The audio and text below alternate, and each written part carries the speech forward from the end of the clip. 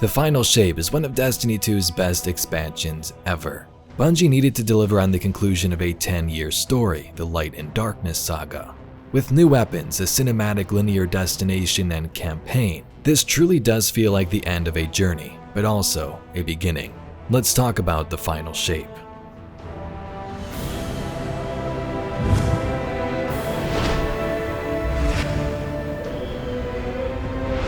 We'll break up this review into a couple of different sections: gameplay, story, and so on. This is after the release of the raid and the final mission, so we've had almost a week to play the expansion. Let's start with Prismatic and new abilities and subclasses. Prismatic was done in a great way. It's a super fun new subclass where you can combine light and darkness powers how you want. In Lightfall, the whole campaign's focus was on Strand, acquiring that power. People didn't really like that, so in the Final Shape, it's much different. As soon as you enter the Pale Heart and make your way to the tower near the beginning, you get Prismatic right away. And through puzzles, killing bosses, and looking for secrets in the world, you unlock Prismatic chests with further fragment upgrades. It felt rewarding and fun to get new fragments and find chests with friends, rather than say Lightfall last year, earning Strand and then just buying them at a vendor. The Dread are the first brand new enemy race added into the game in years. We've had reskins of Fallen and Hive enemies, but the Dread are completely new.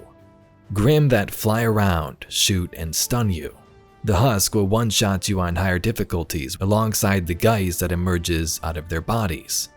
And Subjugators, don't even get me started on them. These enemies are a nice breath of fresh air and fit well with the new expansion. The old enemies you know and love still make an appearance though. The Final Shape's campaign was a great experience. After 10 years, we finally get some big questions answered inside the Traveler, the sphere protecting the last city and granting you powers since the beginning.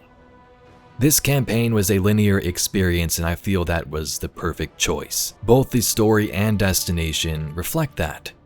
When you first meet Cade and go through the threshold, you are in beautiful luscious greenery of the lost city and tower, with the monolith far in the distance. But as you fight through the corruption caused by the Witness and find members of the Vanguard one by one, Crow, Ikora, Zavala, the portal from which you entered can be seen getting smaller and smaller behind you. You are making progress toward your goal.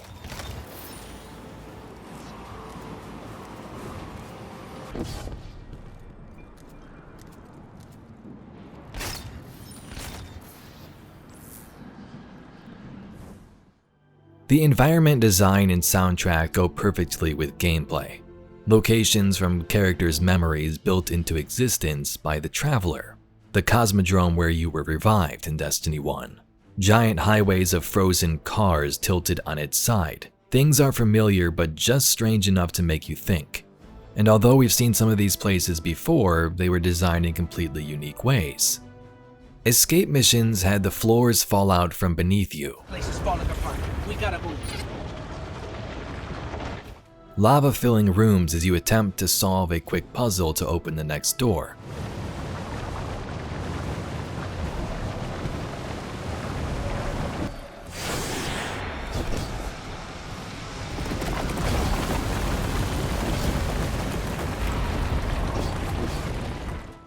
Bungie kept it fresh and new, even for fans who've been playing since the beginning of Destiny 1. And even though the experience was linear as a Destination 2, it doesn't feel wrong when you are just patrolling. On top of that, the Final Shape did something completely new for the Destiny franchise. These patrol zones are your own instance this time, so it's just you and your fire team if you choose to have one. You won't see random guardians roaming the wilds, at least for now. That could be a plus or negative for a lot of players, but to me it allows the focus to be on the journey and emotion brought out by the characters, not having some random guardian jumping around behind Ikora and Zavala as they speak. The Final Shape needed to be gritty, emotional, and cinematic, and it definitely was. The choice to have this as an instance version of missions, to me, made it feel a little more personal. What do you know about grief and desperation? Except how to turn it off. The Witness plays with the minds of these characters, showing Zavala his past family, and wanting your guardian among its ranks, not for the Final Shape, but as a god alongside it. Emotion comes through in gameplay, cutscenes, and moment-to-moments at the campfire, through character dialogue and radio broadcasts. This expansion is about stopping the end of the universe, so things had to feel serious compared to last year's Lightfall. We had important characters die, and then others have attempts at comedic relief, which just felt wrong. The uglier they are, the harder they fall, right? No? Come on. The weight of the emotions felt real. The Vanguard members hadn't seen Cade in years, and they reacted the way you'd expect them to. This. Hey, Cora, come on, look at me. I see you. I know this is hard. It's tough for me, too. Tough. What do you know about tough? You were always running off to play renegade, leaving me and Zavala to shoulder all the responsibility when we were supposed to be a team. I know. I'm gonna make it up to you. The foreshadowing and threads Bungie wove through the story begin to close towards the end, making you look back on the experience and previous moments from the game's lore and story and think, oh, that actually makes sense now. That thing I questioned before somehow feels right here. The Witness feels like an imposing villain as it needed to. We've seen this character in cutscenes for years, but this was our first confrontation, and it was great. Bungie brought out the creepiness and rage found in the lore for this villain and brought it to the forefront, and it worked.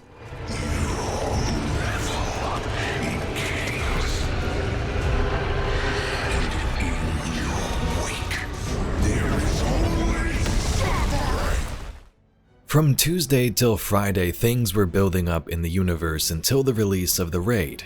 And after the first fireteam would complete it, the final mission would release. A 12-player mission, something Destiny's never done before. 12 players, ally NPCs, tons of abilities and supers flying around. Some epic Infinity War endgame type cutscenes as well, leading to the final moments of the campaign and some heartfelt moments. The Witness started this war long ago. But now, we end it.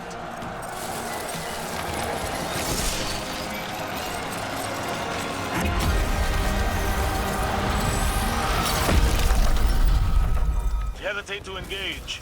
Fly, Guardian! The Witch Queen and I will prevent its escape. And your allies will fight at your side.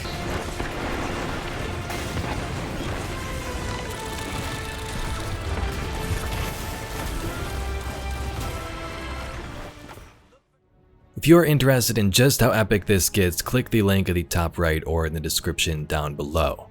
A video recapping the final shape's ending, the first ever 12-player mission in Destiny history, and cinematics to go along with it, some endgame type stuff. Gameplay in the Pale Heart feels fresh, with tons of new activities to take part in. Now, I've been playing this game since Destiny 1, so I'm not sure how new players feel, but if you played Destiny before, it's more Destiny. Overthrow allows you to kill enemies and complete objectives to cleanse the Traveler, and it introduces many cool new events the game's never seen before. Escort a ghost, become a corrupted thrall to break your enemy's shields, team up with friendly exploder shanks to clear the way. The ideas Bungie has come up with here are quite unique compared to some of the content we've had in the past. It's not the same open world areas with patrol vendors just sitting waiting for you to activate them. It's not the same old public events, say the Blight. It's completely different, and it's a nice change. The campaign and patrol offer many puzzles that felt challenging at times, but didn't make me get lost.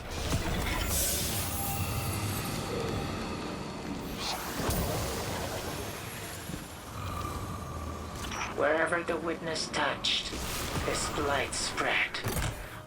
The final shape's got a cast of characters Destiny fans are familiar with, but also new ones from lore and in the Pale Heart.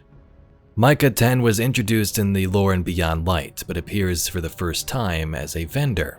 She guides you to save lost ghosts and has many new quests and rewards, including armor and weapons. Overall, the final shape had a meaningful story and conclusion to a 10-year saga. This is one of Destiny 2's best expansions so far in my opinion. It's only been out for a couple of days, but with the chunk of the content being played through, that's what I believe. The story was cohesive and made sense. Sure, you may still have some questions, but that's the purpose of a live service game. Some of it's told in the lore, some of it Bungie wants to keep you thinking on. The big focal point, the goal, the main threat was addressed though in The Witness and this Light and Darkness saga. The gameplay was great with Prismatic, the linear Paleheart destination, and the whole experience felt connected in universe. The final battle was approaching and it felt like everyone we knew was there for the end. Now, the launch of the final shape was probably one of the worst in Destiny history, server issues pretty much all day. But once things actually got up and running, the expansion was a smooth experience. Out of all the live service games out there, Bungie actually does a pretty great job. Server issues aside, most things in the final shape just seem to work. You'll always have those little bugs, things they'll fix in the next patch or the next week, but the campaign worked. There wasn't some giant bug stopping everybody from progressing. Previous Destiny expansions have had their moments like Witch Queen and Forsaken, but in terms of making a great expansion that concludes a giant saga, I think Bungie did a pretty great job. You could have 4 great expansions, but if the final shape, the conclusion, was terrible, it would ruin the experience for longtime fans and ruin the game going forward. We seem to be in a pretty great spot now, and that's exciting. Let me know your thoughts in the comments down below. I make Destiny videos, I've been playing Destiny, it's one of my favorite games, so this is my review. The final shape was about Guardians making their own fate, saving the universe from dire threats like the Witness. So far, the final shape experience has been great and seems to be one of Destiny's best expansions. Anyway, Guardians, if you'd like to see some more Destiny lore mysteries and videos like this one, please be sure to subscribe to the channel. I thank you very much for watching, and I'll catch you all in the next video.